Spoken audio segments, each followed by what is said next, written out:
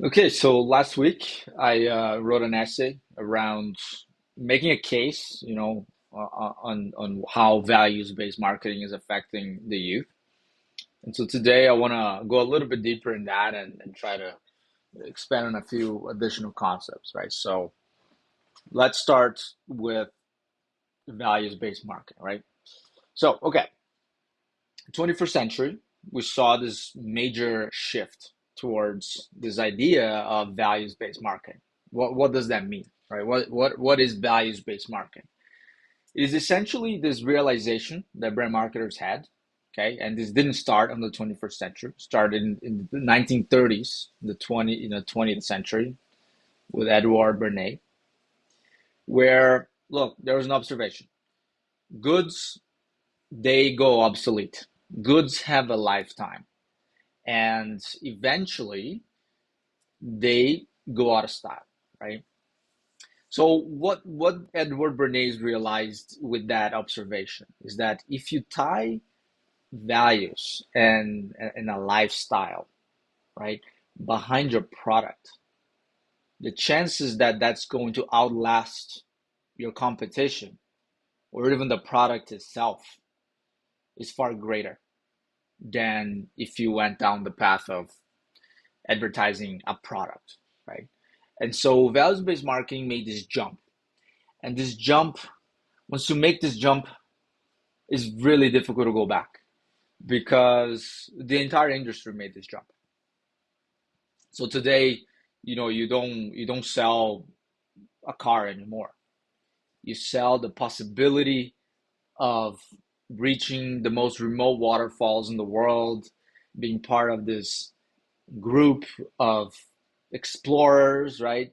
Every brand is trying to tie itself to some sort of segment, subculture of the market that will make, consumers say, yes, like that is who I want to be. And all of a sudden that brand becomes the source of truth, becomes the great disseminator of values amongst society. And so what does that mean? What does this jump means, right, for society? Well, for the entire history of humanity, humans for hundreds, 100,000 years, humans have tried to find ways to add meaning to their lives, right? Up until yesterday, humans were starving. We didn't know where our food was coming from. Agriculture is a new thing in our for our species. Okay, when you think about it, right? Mass forms of production and being able to go to the grocery store and pick what you want to eat. When things are tough, you don't get to pick, right? You would go a day, days without eating back in the day. And I mean, really back in the day. And then that is started to shift. So, what happens is, with modernity also came this emptiness that humans started to feel, right? So brands started to really shape the narrative of society, right? Companies, capitalism start to shape and start penetrating into every little, crevasse of our existence. And suddenly religion, family ties, community start to take a back seat. So, up until that point, and I mean, we're talking about the 20th century, even though people now had, life has gotten easier, right? You weren't starving anymore like your ancestors were. What happened is uh, essentially religion, which for so long dictated the values of a certain society or the community itself, right? Determined what are the norms, or even your family. Like if your dad was a cobbler, the chances that you're gonna grow up to be a cobbler are very, very high. All of that went away, and companies start to realize, hey, if we can promise consumers this idealized version of themselves through the consumption of our product, we have a really big shot at creating brand loyalty and creating, advocates that will advocate for our brand, right? And nowadays what you have is followers. Brands have followers. People will follow an entity that doesn't exist. It's a creation, right? Nike, for example, just do it. What other brand, right? Any brand that Elon Musk, runs nowadays, there is a set of society that follows it religiously, with religious fervor, and that goes for a number of brands. And so, that is a significant shift because brands, by default, they're a business, and business only cares about one thing, which is profit. And we can try to rationalize and make this narrative or this motivation a little bit softer for the consumer, that no, we're not here for profit, we're here for, you know, make the world a better place, whatever you want to be, to fight inequality, or you name the good cause. But the moment that something isn't good for business anymore, the executives stop doing it, right? Because at the end of the day, they got a business to run. So what you run into is what Isaiah Berlin has described in his body of work as value pluralism. Okay, value pluralism is essentially the idea that there can be several values that on their own, make sense, and they're valid and they are good, quote unquote, but they are contradictory, right? So think about this idea, the religious idea of being good to your neighbor, for example. Really fantastic value. Anybody that, you know, aims to live, in a society, and be productive, and be, a good serving member of society, aims to do, you know, give back and have solidarity. That value is doesn't work in the management of business. Okay, so for as much as we can try to articulate that in different ways through corporate missions, that when the moment you join our company, you're part of the family, or we are all collaborators. The reality is, if the person stops producing, they get kicked to the curb. You're only as good as what you can do for the business, right? We're all, fleeting, and the business will outlast all of us. So the priorities of the business come before the priorities of the individual. And so there's a fundamental conflict of values there that is very difficult to reconcile. And so what you have today then in post-modernity, in the 21st century, is that people are lost. People are extremely confused. There is tremendous anxiety among the youth and everybody else, because suddenly, those fixed values that humans, which are prehistoric beings, are, they're no longer there.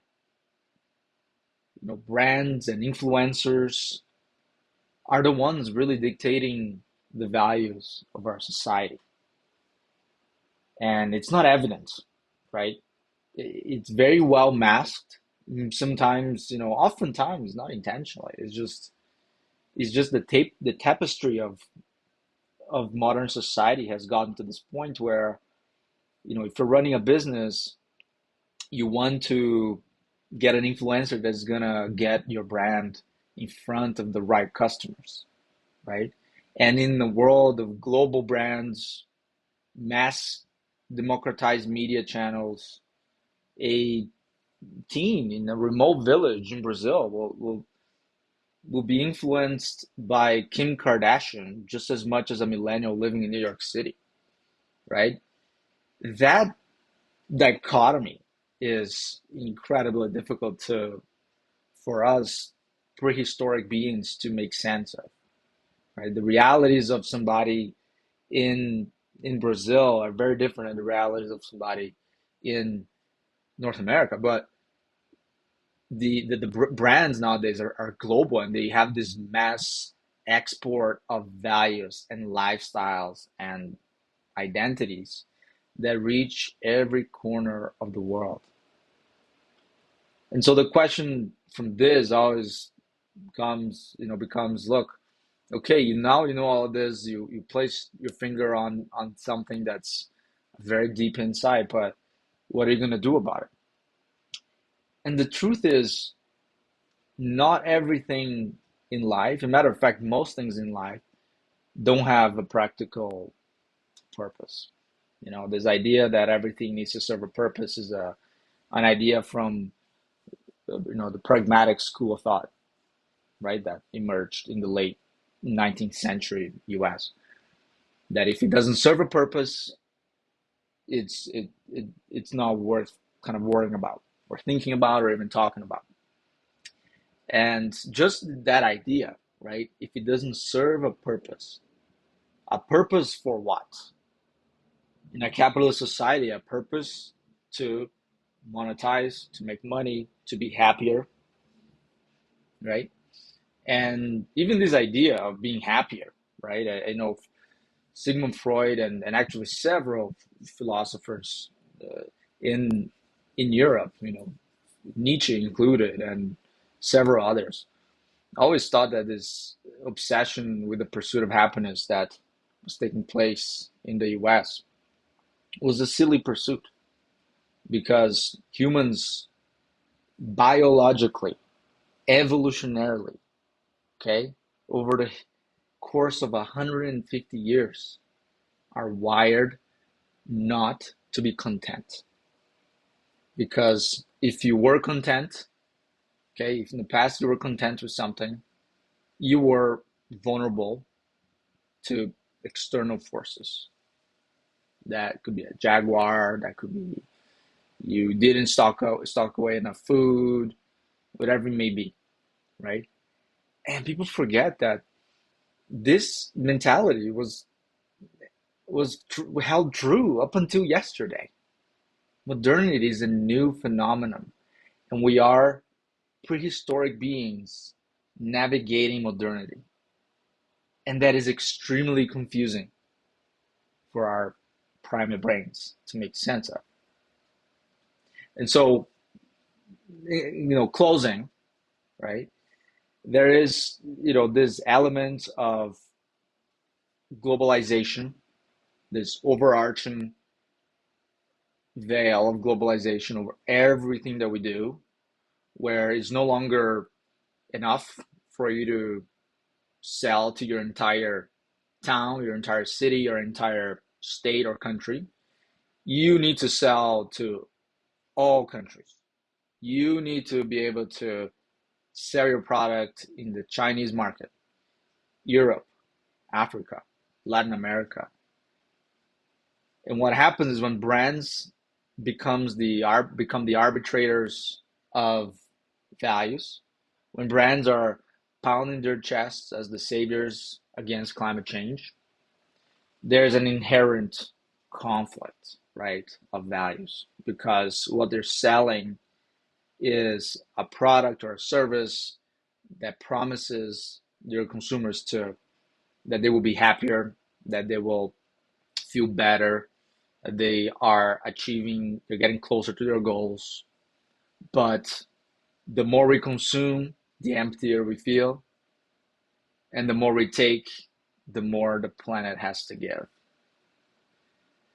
So again, several values, a tapestry of values that are conflicting, and that is the mass confusion that we see and that we feel. We don't necessarily see, but we feel in the 21st century. And I believe that this is going to be one of the great questions of the 21st century: how to reconcile this liquid modernity, as Zygmunt Bauman has described, which is Nothing is solid anymore. Nothing is fixed. Values are constantly changing. Things, skills that were important yesterday are no longer important today and certainly will not be important tomorrow. This constant fluidity of things is creating even greater anxiety and discontent in society.